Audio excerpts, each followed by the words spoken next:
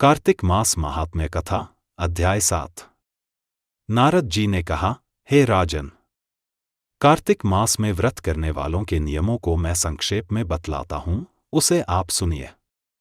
व्रती को सब प्रकार के आमिष मांस, उड़द, राई, खटाई तथा नशीली वस्तुओं का त्याग कर देना चाहिए। व्रती को दूसरे का अन्न ग्रहण नहीं करना चाहिए, किसी से द्वेष नहीं करना चाहिए और तीर्थ के अतिरिक्त अन्य कोई यात्रा नहीं करनी चाहिए। देवता, वेद, ब्राह्मण, गाय, व्रती, नारी, राजा तथा गुरुजनों की निंदा भी नहीं करनी चाहिए। व्रती को दाल, तिल, पकवान व दान किया हुआ भोजन ग्रहण नहीं करना चाहिए। किसी की चुगली या निंदा भी नहीं करनी चाहिए। किसी भी जीव का मांस नहीं छूना चाहिए। पान, कत्था, चूना, नींबू, मसूर, बासी तथा झूठे अन्न का भी प्रयोग नहीं करना चाहिए। गाय, बकरी तथा भैंस के अतिरिक्त अन्य किसी पशु का दूध नहीं पीना चाहिए।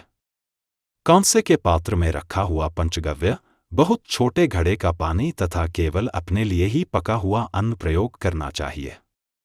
कार्तिक माह का व्रत करने वाले मनुष्य को सदैव ब्रह्मचर्य का पालन करना चाहिए। उसे धरती पर सोना चाहिए और दिन के चौथे पहर में केवल एक बार पत्तल में भोजन करना चाहिए। व्रती कार्तिक माह में केवल नरक चतुर्दशी, जिसे छोटी दिवाली भी कहा जाता है, के दिन ही शरीर में तेल लगा सकता है।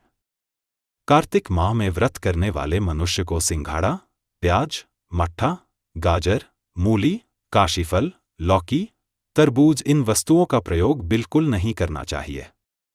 रजस्वला, चांडाल, पापी, म्लेच्छ, पतित, व्रतहीन, ब्राह्मण द्रोही और नास्तिकों से बातचीत नहीं करनी चाहिए। भगवान विष्णु को प्रसन्न करने के लिए अपनी शक्ति के अनुसार चांद्रायण आदि का व्रत करना चाहिए और उपर्युक्त नियमों का पालन करना चाहिए।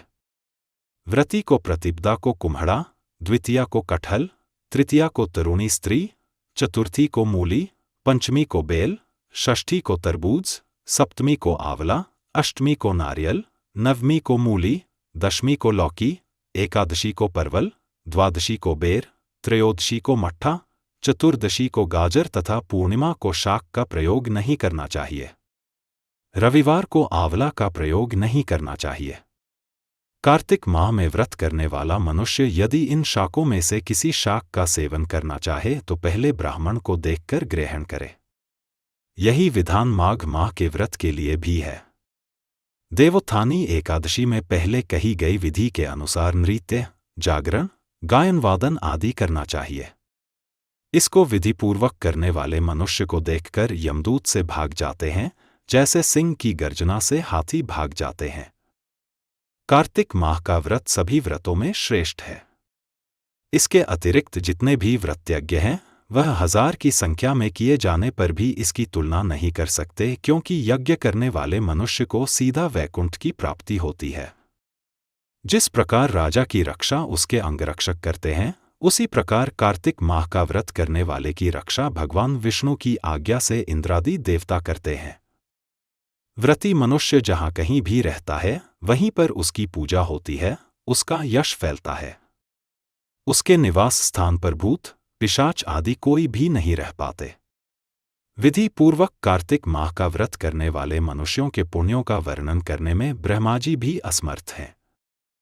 यह व्रत सभी पापों को नष्ट करने वाला, पुत्र पौत्र प्रदान करने वाला और धनधान्य की वृद्धि करने वाला है।